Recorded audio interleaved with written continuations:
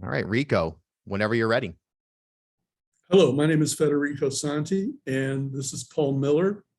And we are part of a committee that has devoted to the restoration of the Alfred Gwynne Vanderbilt Memorial on Broadway across from Liberty Park. So in this week's paper, there's an interesting article, Anchors Away, Group to Relocate Parts of Vanderbilt Memorial. And Phil Colazzano writes, the committee working to restore the monument to Alfred Gwynne Vanderbilt on Broadway is hoping to relocate some pieces of the installation. And this is a really fascinating story on a lot of levels. There's a history element, there's an arts element, there's a municipal engagement element. And at the end of the day, the relocation of the statue is just part of a long history of the evolution of this statue. So let's talk about that. Let's talk about the history of this monument and how we got to this point today. Paul? Thank you. Well, good morning. It's a rather curious phenomenon, but to many people and residents of Broadway in the immediate vicinity of this monument, they never knew it existed. And the fact that this little square across from Soldiers and Sailors in Liberty is now called Congdon Park denies the fact that it was for many decades known as Vanderbilt Circle. In February of 1917, Reggie Vanderbilt of Sandy Point Farm in Portsmouth contacted the city of Newport and expressed an interest in endowing the city with a pedestrian and horse drinking fountain on the busy thoroughfare that was then Broadway. His interest in doing so was to commemorate the memory of his brother Alfred, who was lost on the sinking tragically of the Lusitania in May of 1915. And Alfred had a good deal of friends in the Newport community, where he was remembered as the father of the equestrian sport of road coaching, four-in-hand road coaches, a great horseman, but he was also the donor of the civilian YMCA on Mary Street to the city of Newport in honor of his father, Cornelius Vanderbilt II of the Breakers. Alfred lived in Oakland Farm on East Main Road in Portsmouth, and is remembered as a gentleman trying to rescue women and children as the Lusitania sank. So his many friends decided a monument would be appropriate. They contacted a Brooklyn sculptor named Eugene Morahan, who cast with the foundry of Gorham in Providence an extraordinary artistic bronze with westerly granite. And the monument was sited at Morahan's suggestion right on the curb at Broadway, where it projected over 36 inches out into the curb. So you can guess the result with ensuing automobile traffic. Cars and trucks began chipping the monument when they were backing in and out of spaces on Broadway. So in the winter of 1952, it was decided to move the monument out of the curb on Broadway back into the lawn at Congdon Park, which was then being rapidly forgotten as ever having been baptized Vanderbilt Circle.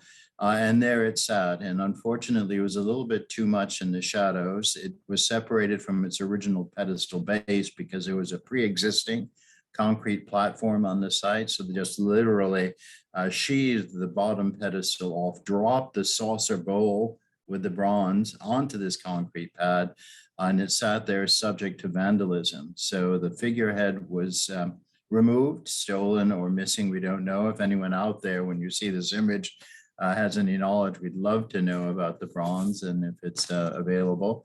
We have, for many years, many in the city have worried about the future of this monument. And so we decided to bring it back into the light, bring it as a focal point of the park, resurrect really with proper lighting and landscaping the history of the space, and bring this monument to Alfred's memory and to the artistic glory of Newport back into the forefront.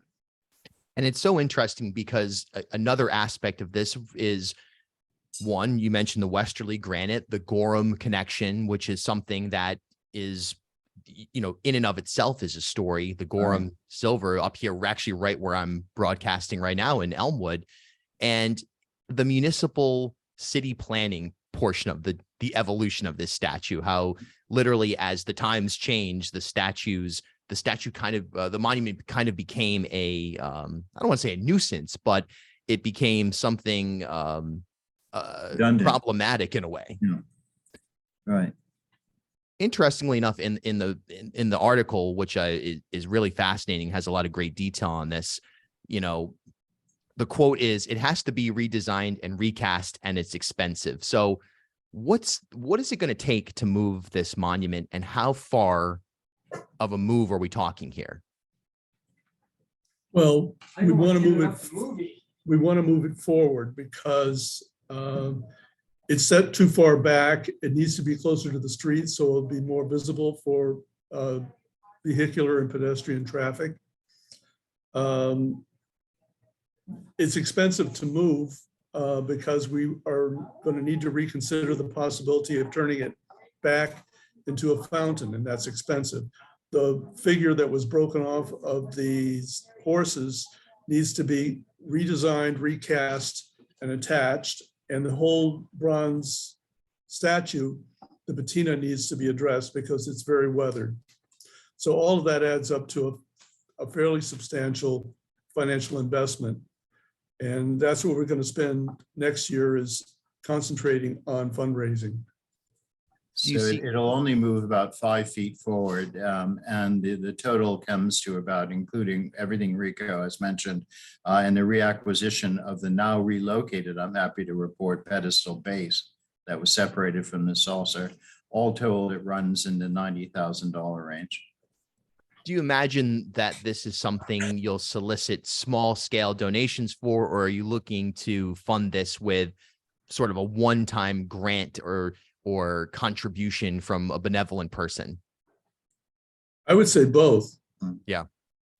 We really hope to have more of a community participation to show that the public is interested in, invested in the project, and interested in seeing more care and more interest generated in the public parks and the works of art that they contain, which are not really properly, not yet at least, properly exposed. And we need to educate the visitors and the public really on this patrimony, this heritage that Newport has and that still exists. That heritage, oh, please. Certainly a priority for us is to find a new home for the 2 anchors that are presently located in the park. They're very large, they're very heavy, but they have nothing to do with that park or with the memorial. So we've reached out to 2 committees, city committees, the Waterfront Commission and the Tree and Open Space Commission, and asked them to help us with the concept of where we could move these. The city's willing to move them. We just need to pick a location that everybody agrees with.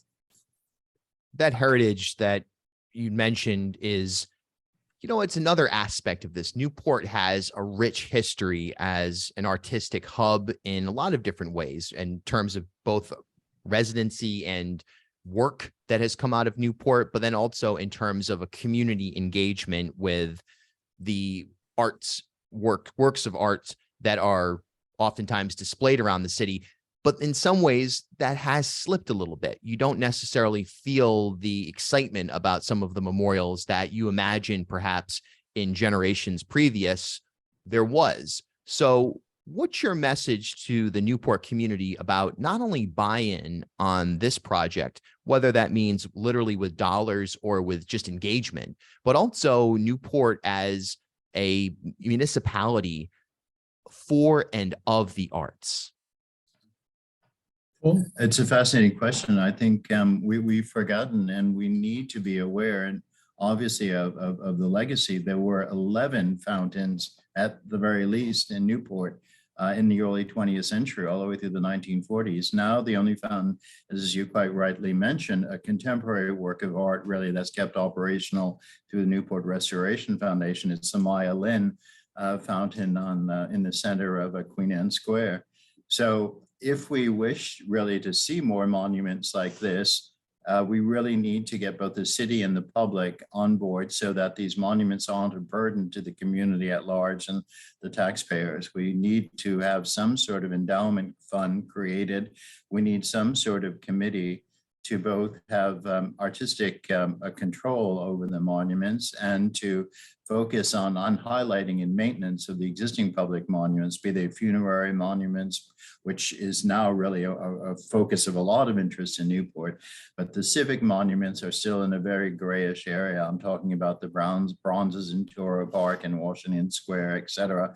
We really need to have more public oversight on those and really to preserve what we do have so that it's not forgotten. Again, who knew that there were 11 fountains in this city? Who knew that Market Square and Washington Square had a history of, Washington Square, for example, had at least a succession of 4 fountains, all of which have vanished. Well, we know where some of them are, but I mean, the public memory has no concept that this ever existed. So we need to build on that memory, that knowledge, and we need to build support so that this won't be a burden to the future and that the public can revel in the existing works of art, those that can be relocated and those yet to come.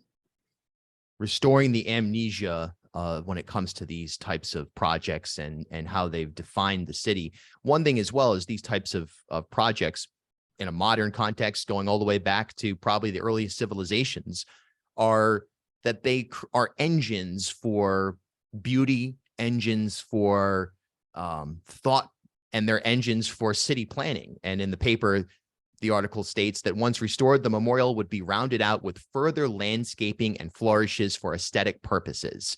Mm-hmm. So this isn't just about the memorial. It's about carving out a space for, frankly, beauty.